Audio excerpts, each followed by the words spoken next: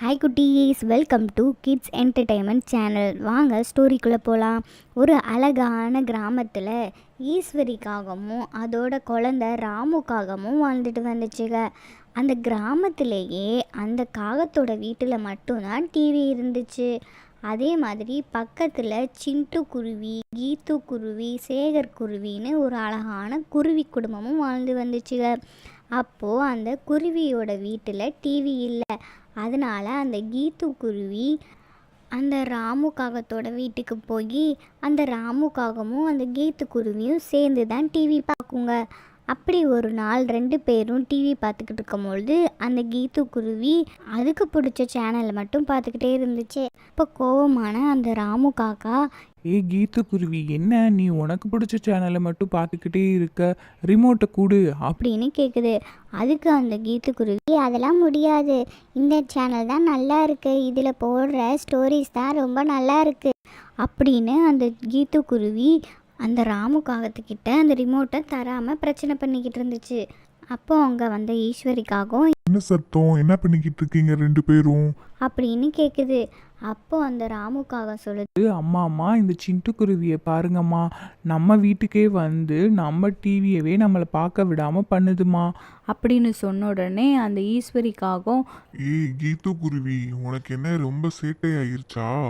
எதுக்கு நீ ராமுக்கு கூட ரிமோட்டை தர மாட்டேங்கிற? இப்படிலாம் பண்ணிக்கிட்டு இருந்தா நீங்க டிவி பார்க்க முடியாது, நீ கிளம்பி உங்க வீட்டுக்கு போ அப்படின்னு சொல்லி அந்த ஈஸ்வரிக்காகவும் கீத்து குருவியை பற்றி விட்டுருது. உடனே அந்த கீத்து குருவி அவங்க வீட்டுக்கு போகுது.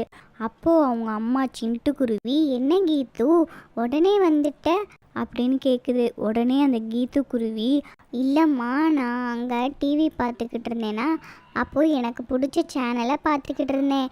அப்போது ராமும் எனக்கு பிடிச்சதை போட மாட்டேங்கிறேன்னு சொல்லி என்னை அனுப்பிச்சி வச்சுட்டாங்கம்மா. இது எல்லாத்தையும் அந்த ஈஸ்வரிக்காகவும் வெளியே இருந்து கேட்டுக்கிட்டு இருந்துச்சு. சிண்டு குருவி அப்படின்னு சத்தம் போட்டுட்டு வீட்டுக்குள்ளே வருது. அப்போ அந்த ஈஸ்வரிக்காகவும் சொல்லிச்சு, ஆமா சிண்டு, இவங்க 2 பேருக்குமே சண்டை வந்துச்சு. இந்த கீத்து குருவி அவ போடுற சேனலை தான் பார்க்கணும்னு சொல்லி அடம் பிடிக்கிறா.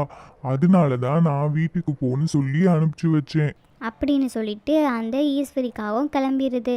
அதுக்கப்புறமா அந்த கீத்து குருவி அவங்க அம்மா கிட்ட, அம்மா நம்ம வீட்டிலையும் ஒரு டிவி வாங்குவோமா, நம்ம வீட்டில் டிவி இருந்தால் நான் ஏன் அங்கே போகிறேன், அங்கே போனால் எனக்கு பிடிச்சது கூட ஒரு ஃப்ரீயாக பார்க்க முடியலம்மா அப்படின்னு கேட்குது. அதுக்கு அந்த சிண்டு குருவி, நம்மனாலலாம் டிவிலாம் வாங்க முடியாது, அவ்வளோ வசதிலாம் இல்லை, நம்ம அப்பா மட்டும்தான் வேலைக்கு போகிறாரு, அதனால நீ அதெல்லாம் நினச்சி வருத்தப்படாத, போய் விளையாடு அப்படின்னு சொல்லிட்டு அந்த சிண்டு குருவி கீத்து குருவியை அனுப்பிச்சி வச்சிருது.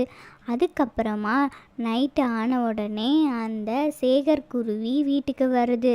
அந்த குருவிக்கிட்ட சிண்டு குருவி இன்னைக்கு நடந்ததை எல்லாத்தையுமே சொல்லிச்சு. சொன்ன உடனே அந்த சேகர் குருவிக்கிட்ட சிண்டு குருவி சொல்லிச்சு, ஏங்க, நம்ம வீட்டிலையும் டிவி இருந்தால் நல்லா இருக்கும்ல, நம்ம குழந்தைங்க யார் வீட்டுக்கும் போகாமல் நம்ம வீட்டிலையே பார்க்குங்க அப்படின்னு சிண்டு குருவி சொன்ன உடனே அந்த சேகர் குருவி சொல்லிச்சு, நம்ம வருமானத்தில் டிவியெல்லாம் வாங்க முடியாது சிண்டு, அதை தெரியாமல் நீயும் வந்து டிவி வாங்கணும்னு சொல்கிற அப்படின்னு சொல்லுது.